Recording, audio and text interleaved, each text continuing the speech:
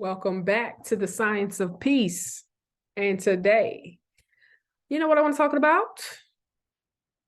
DNA testing and tracing your ancestors back through your DNA testing, where they say that they can tell you what tribe you come from. And for Black people, they always telling us we all came from Africa.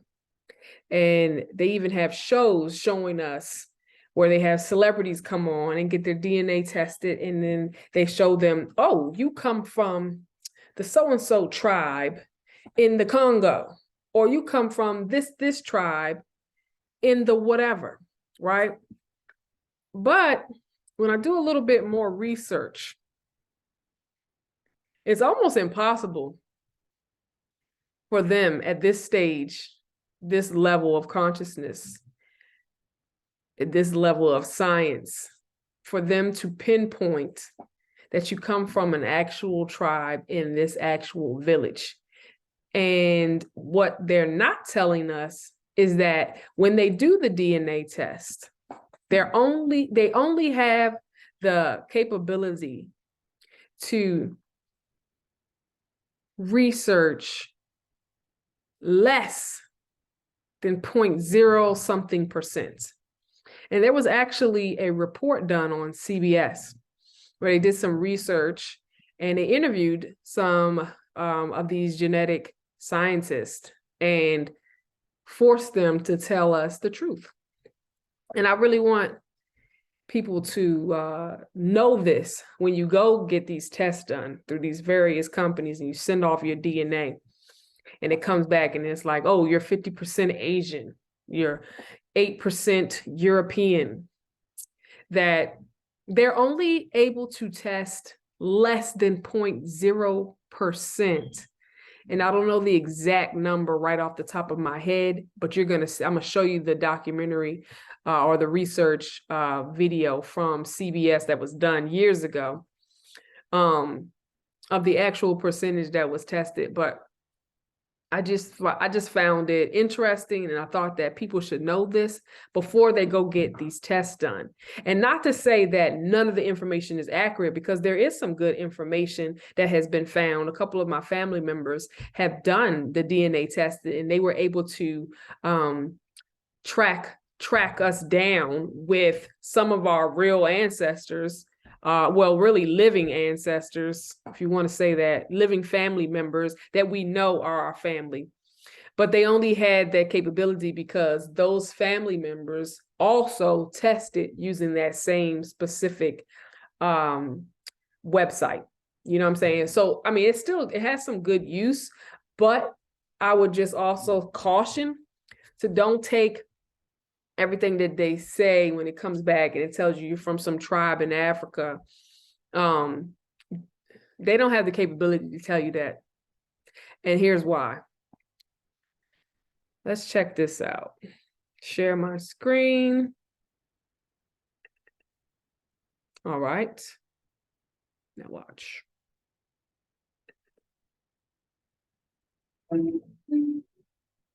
Genealogy, researching family history, is one of the most popular hobbies in this country, right up there with gardening.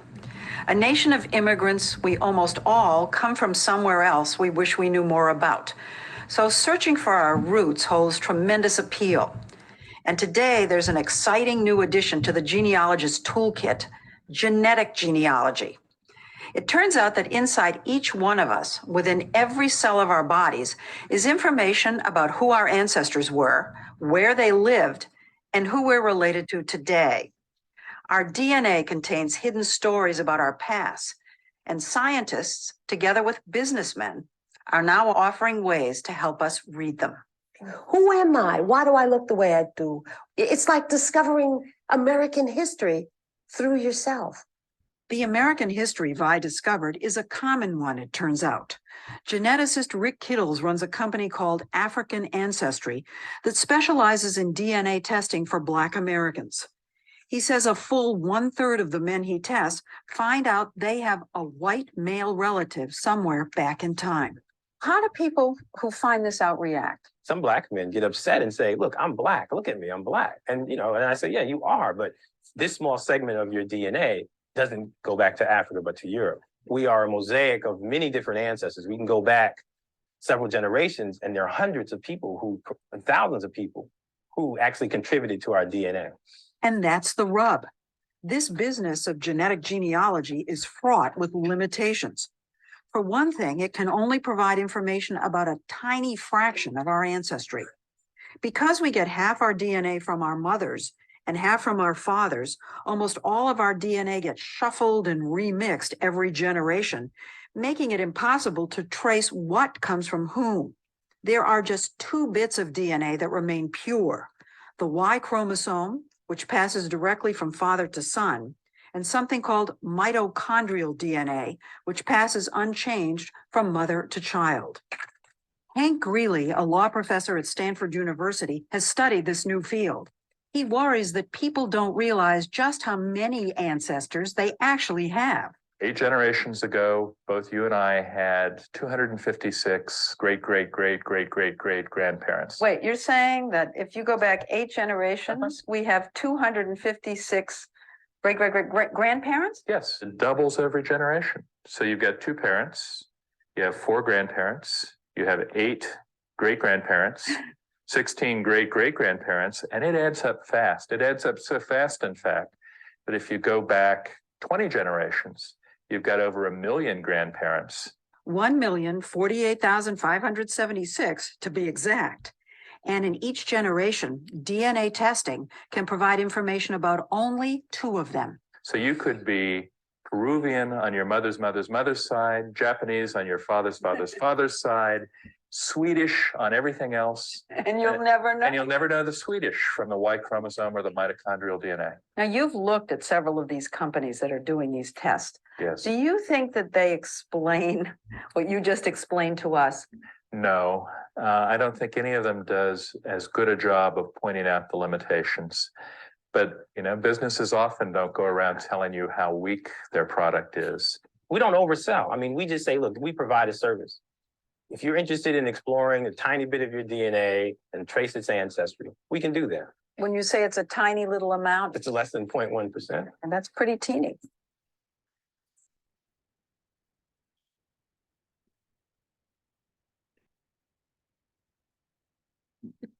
Okay, so correction, my bad. I said less than 0.0%. This is less than 0.11%. Damn. Let me go back. Yeah. Less than 0.1% of your DNA they can test. Did you see that about the grandparents with the grandparents and the great-grandparents? And now imagine going through all of that through DNA and then trying to tell you that you came from this tribe somewhere across the world. Come on, man. What y'all doing? What y'all doing? And then I also want to bring this up too. Now, this is not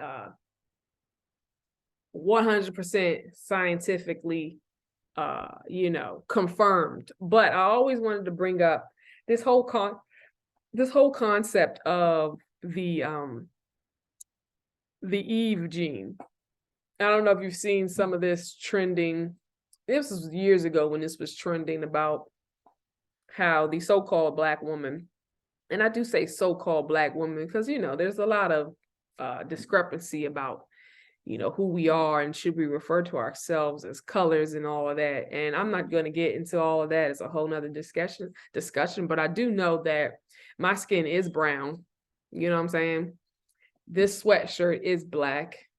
And most of the so-called Black people that I do know, they all have the same shade of brown or, different variations of brown. You know what I'm saying? So I won't get into the history of the whole Black word and what that means, because there's so many different ideologies around that and there's a lot of confusion, but let's just keep it here. So when we talk about the Eve gene, I'm gonna bring up this article.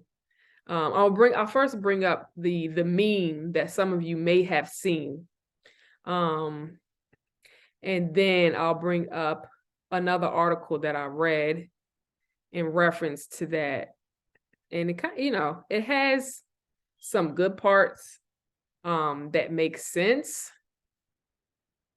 So let me show you this. But I don't know if it's 100% accurate, has it been peer reviewed and all of that. So if anybody knows the science behind this and really can back it up, let us know and drop it down in the comments. But this was like a famous meme that was going around called the Eve gene. And it says, scientifically, the Black woman is the only organism that possesses the mitochondrial DNA that has all the variations possible for every different kind of human being on this earth. From the African to the albino to the European, Middle Eastern, etc. When the DNA of a Black woman mutates, all other types of human beings come about. You can research this topic and it's true. This is called the Eve gene and it's only found in Black women. The Black woman is the manifestation of God, right? Now, I ain't gonna get into all of that because I do believe, you know, although I do, you know, from my research, I do believe that, you know, some of the first beings that were here on planet Earth were Black, right? Loosely, I use the word Black. Well, let's just say melanated, I do prefer. And there's different stories of these creations. And I won't get into all of that on this episode. We can get into that to that later.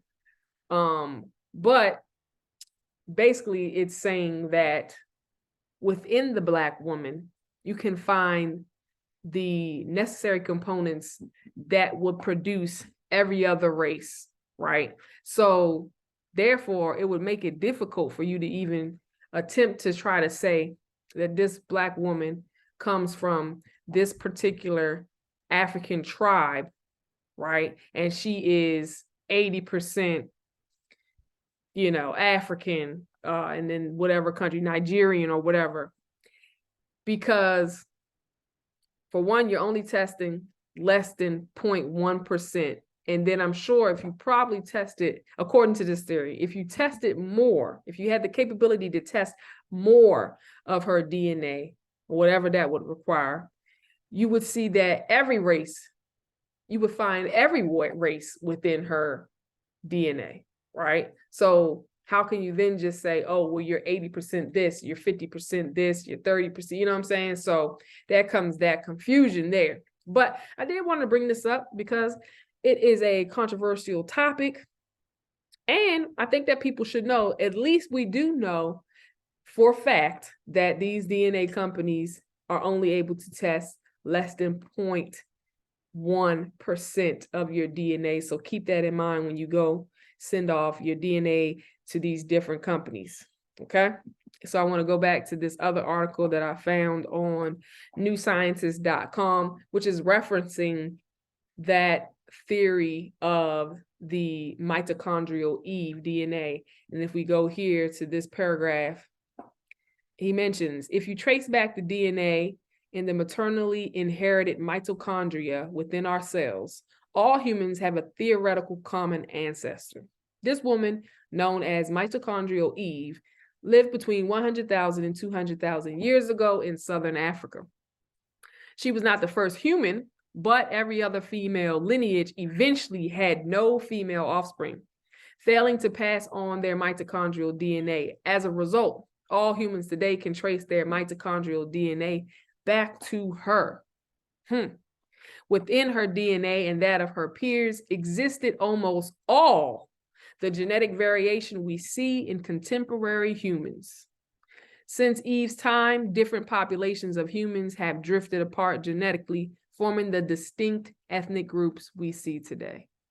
Quite interesting that within this mitochondrial DNA, they are saying that all the genetic variations we see in contemporary humans were found.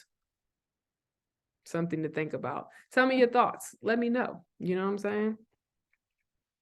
Stop this share. Yeah. So I just wanted to bring this up, you know, Thank you for joining me for the Science of Peace. Please let me know your opinions. Drop them down in the comments. If you have any new research and any new evidence surrounding any of these things, it's all open for discussion. And that is the point, is to get us thinking and not to just accept information blindly. Even anything that I am bringing to you all, you know what I'm saying? Do your own research. Let's have a discussion. Thank you for joining me. Peace. My name is Ms. M to the Z to the Z, and I'm out.